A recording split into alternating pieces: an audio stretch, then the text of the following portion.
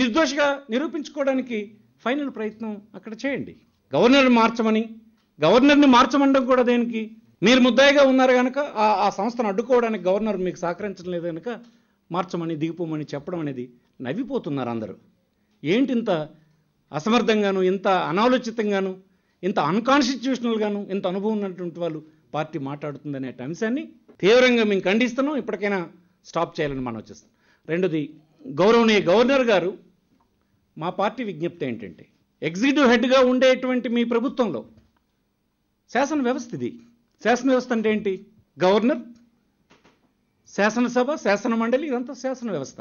ఈ శాసన వ్యవస్థలో ప్రభుత్వంలో వ్యక్తులు ఎగ్జిక్యూటివ్ హెడ్గా ఉన్నటువంటి మీ మీద విశ్వాసం లేదని అన్నప్పుడు వారు ఈ సాంప్రదాయాలను అనుసరించి తొలగిపోతే మంచిది, తొలగిపోయినప్పుడు మీరు వారిని బర్తరఫ్ చేస్తే మంచిదని, ఇది ఒక మంచి సాంప్రదాయం నెలకొంటుందని ఈ సందర్భంగా మేము వినయపూర్వకంగా గవర్నర్ గారిని విజ్ఞప్తి చేస్తుంది వైఎస్ఆర్ కాంగ్రెస్ పార్టీ అని చెప్తూ ఉన్నాం.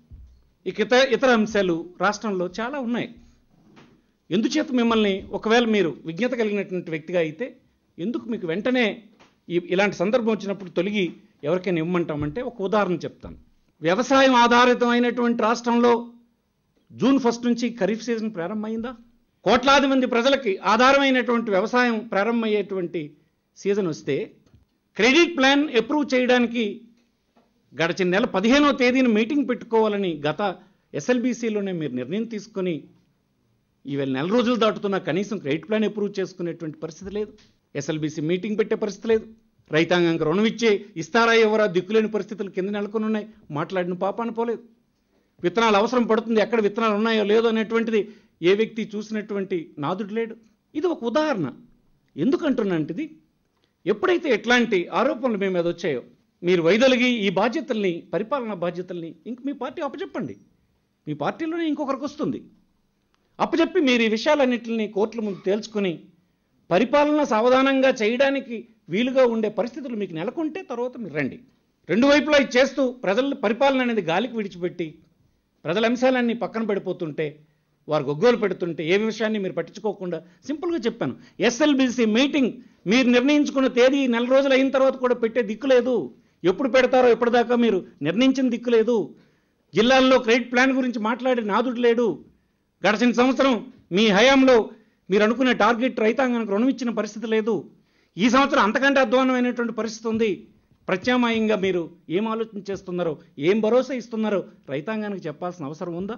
మొన్నే ప్రభుత్వమే ప్రొక్యూర్మెంట్ చేస్తుంది అని చెప్పి తీసుకున్నటువంటి కొనుగోలు చేసిన ధాన్యానికి డబ్బు ఇచ్చిన దిక్కు లేదు. చాలా ప్రాంతాల్లో ఇంకా రైతాంగానికి గడిచిన సంవత్సరం పడిన పంటకు ప్రభుత్వం కొన్న గింజలకు డబ్బు ఇచ్చినటువంటి పరిస్థితి జరగలేదు. అందుకే చెప్తున్నాము, మీరు వైదొలగండి.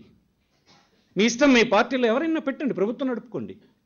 కానీ రైతాంగానికి సంబంధించినటువంటి, పేద ప్రజానీకానికి సంబంధించినవి, అనేక వర్గాల ప్రజలకు సంబంధించినటువంటి సమస్యలు తక్షణమే నిర్ణయాలు తీసుకోకుండా ఉండిపోయినటువంటి ఉన్నాయి. అవన్నిటి గురించి ఆలోచించే ప్రభుత్వం సాఫీగా నడిచేటువంటి పని జరగడానికి మీరు ఆలోచించాలని ముఖ్యమంత్రి గారిని కోరుతున్నాను. వెంటనే మీరు మీ క్యాబినెట్లోని మంత్రులందరినీ ఇట్లా మాట్లాడినటువంటి వాళ్ళు మీరైనా బర్తరఫ్ చేయండి. గత గవర్నర్ గారికి బర్తరఫ్ చేయమని రికమెండ్ చేయండి. మీరు వెంటనే దర్యాప్తుకు సహకరించండి. కోర్టు ముందు దోషం అనుకుంటే నిర్దోషిగా కోర్టు ముందు నిరూపించుకోవడానికి మీకుండే ప్రయత్నాలను అక్కడ చేయండి. అంతేగాని సాంప్రదాయ విరుద్ధంగా ఒక ప్రభుత్వంలో అక్కడ ఉన్నటువంటి ఇన్వెస్టిగేటింగ్ ఏజెన్సీని జడిపించేటువంటి పని, ప్రభుత్వాలను జడిపించే పని, రాజ్యాంగబద్ధంగా నడుచుకోనని చెప్పేటువంటి పని మీరు చేయడం కరెక్ట్ కాదని, అది క్షమించరాని నేరం కింద పరిణమిస్తుంది. ఫ్యూచర్ తరాలకు ఒక బ్యాడ్ ఎగ్జాంపుల్గా మీరు మిగిలిపోయే ప్రమాదం ఉంది.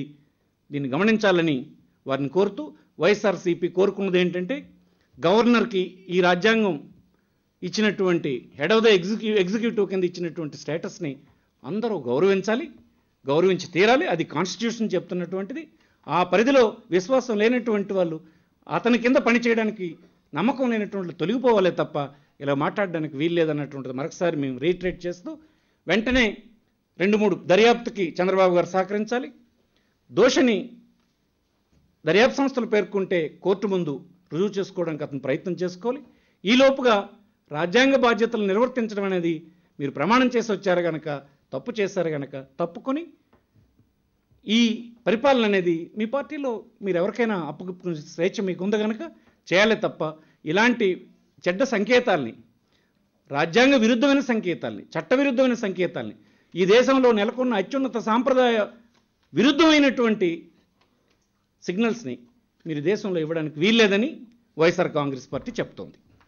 ఒక ముఖ్యమంత్రిగా ప్రజలకు పనిచేసి మెప్పు పొందాలి కానీ ఇతర రాష్ట్ర నాయకులను ఇతర ఏవి చంద్రబాబు నాయుడు గారి తిట్టో ఆంధ్ర వాళ్ళను తిట్టో బతకాలనుకోవడం చాలా దురదృష్టకరం, చాలా బాధాకరమైన సందర్భంగానే తెలియజేస్తా ఉన్నా.